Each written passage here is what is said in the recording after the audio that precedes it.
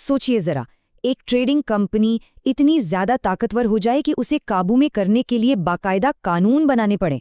बस आज हम उसी कहानी को समझने वाले हैं, उन कानूनों का सफर जिन्होंने अगले 200 सालों में भारत का मुकद्दर लिखा और एक आधुनिक राष्ट्र की नींव रखी। तो सवाल यही उठता है कि आखिर कैसे कुछ ब्रिटिश कानूनों ने दुनिया की लगभग छठी आबादी की किस्मत तय कर दी। ये कहानी थोड़ी अजीब लगती है ना? क्योंकि इसकी शुरुआत तो एक ऐसी कंपनी से हुई थी जिसका मकसद सिर्फ और सिर्फ मुनाफा कमाना था, शासन करना बिल्कुल नहीं। तो चलिए कहानी के पहले हिस्से से शुरू करते हैं, व्यापार से शासन तक। ये वो दौर था जब मसालों और कपड़ों का व्यापार करने आई ईस्ट इंडिया कंपनी धीरे धीरे, शायद अनजाने में ही, भारत की सबसे बड़ी राजनीतिक शक्ति बनने की राह पर निकल पड़ी थी। देखिए, 1600 के दशक में तो कंपनी सिर्फ एक व्यापारी थी, लेकिन फिर आया साल 1765 और सब कुछ बदल गया। कंपनी को बंगाल, बिहार और उड़ीसा में दीवानी मिल गई। अब ये दीवानी सिर्फ टैक्स वसूलने का हक नहीं था, ये तो एक तरह से उस पूरे इलाके का आर्थिक शासक बनने जैसा था। और बस यही ताकत, यही बेहिसाब दौलत थी जिसने कंपनी को इतना पावरफुल बना दिया कि 1773 आते आते लंदन में बैठी ब्रिटिश संसद को भी लगा कि अब दखल देना ही पड़ेगा। और बस यहीं से शुरू होता है कहानी का दूसरा अध्याय, कंपनी पर संसदीय नियंत्रण। ब्रिटिश संसद को ये एहसास हो गया था कि भारत में ये कंपनी अब कोई मामूली व्यापारिक संस्था नहीं रही, बल्कि एक ऐसा बेलगाम घोड़ा बन चुकी है जिस पर लगाम कसना बहुत जरूरी हो गया है। इस लगाम कसने की दिशा में पहला और सबसे बड़ा कदम था 1773 का रेगुलेटिंग एक्ट। जैसा कि इसके नाम से ही पता चलता है, इसका सीधा सा मकसद कंपनी की हरकतों को रेगुलेट करना यानी कि कंट्रोल करना था। इस एक्ट की सबसे बड़ी बात ये थी कि इसने भारत में पहली बार एक सेंट्रल एडमिनिस्ट्रेशन यानी केंद्रीय प्रशासन की नींव रखी। बंगाल के गवर्नर को अब गवर्नर जनरल बना दिया गया और बॉम्बे और मद्रास को उसके नीचे कर दिया गया। ये पूरे भारत पर एक तरह का कंट्रोल बनाने की पहली कोशिश थी।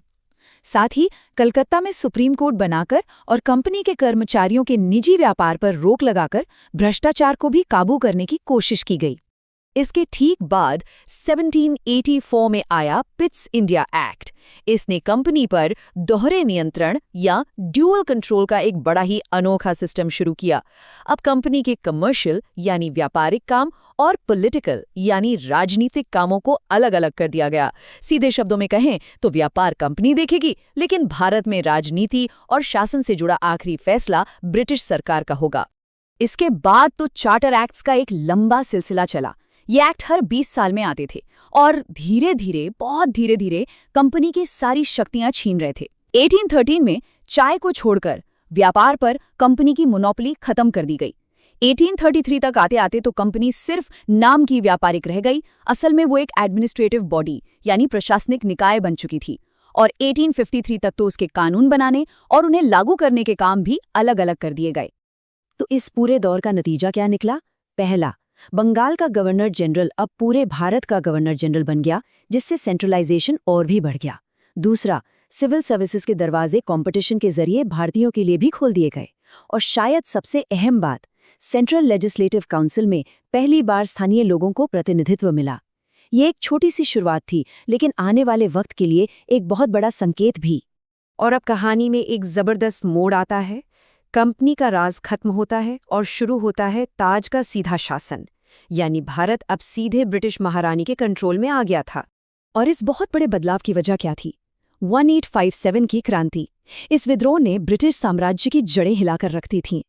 लंदन में बैठी सरकार को ये यकीन हो गया कि एक ट्रेडिंग कंपनी के हाथों में भारत जैसे बड़े देश का शासन अब और नहीं छोड़ा जा सकता। तो 1858 के बाद असल में बदला क्या? हुआ ये कि शासन की चाबी कंपनी के डायरेक्टरों के हाथ से निकलकर सीधे ब्रिटिश संसद और वहां की कैबिनेट के हाथ में आ गई। भारत का जो मुखिया था, गवर्नर जनरल, अब उसे वाइसरॉय कहा जाने लगा, जो सीधे महारानी का प्रतिनिधि होता था। 1858 के भारत सरकार अधिनियम ने ईस्ट इंडिया कंपनी का वजूद ही खत्म कर दिया। सारी की सारी ताकत ब्रिटिश ताज को दे दी गई और वो जो पिट्स इंडिया एक्ट से दोहरे नियंत्रण की प्रणाली शुरू हुई थी, वो भी हमेशा के लिए खत्म हो गई। अब ब्रिटिश शासन एक नए दौर में था। भारत में लोगों की मांगें बढ़ रही थीं और इसके जवाब में उन्होंने प्रतिनिधित्व की तरफ एक, कह सकते हैं कि बहुत ही सतर्क कदम उठाया। इसकी शुरुआत हुई 1909 के इंडियन काउंसिल्स एक्ट से, जिसे हम मॉर्ले मिंटो सुधार के नाम से भी जानते हैं। इस सुधार का एक बड़ा नतीजा ये हुआ कि सेंट्रल लेजिस्लेटिव काउंसिल का आकार बढ़ा दिया गया। सदस्यों की संख्या सिर्फ 16 से बढ़ाकर सीधे 60 कर दी गई। ये एक बहुत बड़ी छलांग थी। हालांकि सदस्यों के अधिकार अब भी काफी सीमित थे। लेकिन इस सुधार का सबसे विवादास्पद पहलू था मुसलमानों के लिए अलग निर्वाचक मंडल की शुरुआत। इसका सीधा सा मतलब ये था कि मुस्लिम सदस्य को सिर्फ मुस्लिम वोटर ही चुनेंगे। इसी एक कदम ने भारतीय राजनीति में एक ऐसी दरार डाल दी जिसका असर बहुत दूर तक और बहुत गहरा होने वाला था। और यही वजह है कि लॉर्ड मिंटो को सांप्रदायिक निर्वाचन का जनक भी कहा जाता है। अब हम ब्रिटिश शासन के आखिरी विधायी दौर में पहुंच चुके हैं, सीमित स्वशासन की शुरुआत। भारतीय राष्ट्रवाद अब तक एक बहुत बड़ी ताकत बन चुका था और ब्रिटिश सरकार पर लगातार दबाव बना रहा था। इसी दबाव का नतीजा था 1919 का भारत सरकार अधिनियम। इसका घोषित मकसद था भारत में धीरे धीरे एक जिम्मेदार सरकार की स्थापना करना, यानी एक ऐसा सिस्टम जहां कुछ भारतीय मंत्री अपने कामों के लिए विधायिका के प्रति जवाबदेह हों। इस एक्ट ने प्रांतों में द्वैध शासन यानी डायरकी का एक बड़ा ही कॉम्प्लेक्स सिस्टम शुरू किया। इसमें हुआ ये कि जरूरी विभाग जैसे कि वित्त और पुलिस गवर्नर के आरक्षित कंट्रोल में रहे, जबकि कम जरूरी विभाग भारतीय मंत्रियों को हस्तांतरित कर दिए गए। ये शक्तियों का एक अजीब सा बंटवारा था जो प्रैक्टिकली पूरी तरह से फेल साबित हुआ। ब्रिटिश भारत का आखिरी और सबसे डिटेल्ड संवैधानिक दस्तावेज था 1935 का भारत सरकार अधिनियम। ये एक बहुत ही लंबा और पेचीदा कानून था जो बाद में आज़ाद भारत के संविधान का एक बहुत बड़ा सोर्स बना। इस अधिनियम ने एक अखिल भारतीय संघ का प्रस्ताव रखा, जो कि कभी हकीकत नहीं बन पाया। लेकिन हाँ, इसने प्रांतों को स्वायत्तता दी और वो जो द्वैध शासन था उसे खत्म कर दिया। फेडरल कोर्ट और भारतीय रिजर्व बैंक की स्थापना भी इसी के तहत हुई। और सबसे बड़ी बात, इसने शक्तियों को 3 लिस्ट में बांटा: फेडरल, प्रोविंशियल और कॉन्करेंट। ये एक ऐसी विरासत है जो आज भी हमारे संविधान में मौजूद है। और अब हम इस पूरी कहानी के क्लाइमैक्स पर पहुंचते हैं, स्वतंत्रता का अधिनियम।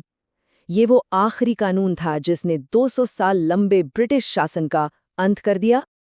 1947 के भारतीय स्वतंत्रता अधिनियम ने 15 अगस्त 1947 को भारत में ब्रिटिश शासन को समाप्त कर दिया। इसने ब्रिटिश भारत को भारत और पाकिस्तान 2 आज़ाद डोमिनियन में बांट दिया। वाइसरॉय और सेक्रेटरी ऑफ स्टेट के ऑफिस खत्म कर दिए गए और दोनों नए देशों को अपना अपना संविधान बनाने का पूरा अधिकार दिया गया। तो ये थी 200 साल की एक लंबी विधायी यात्रा।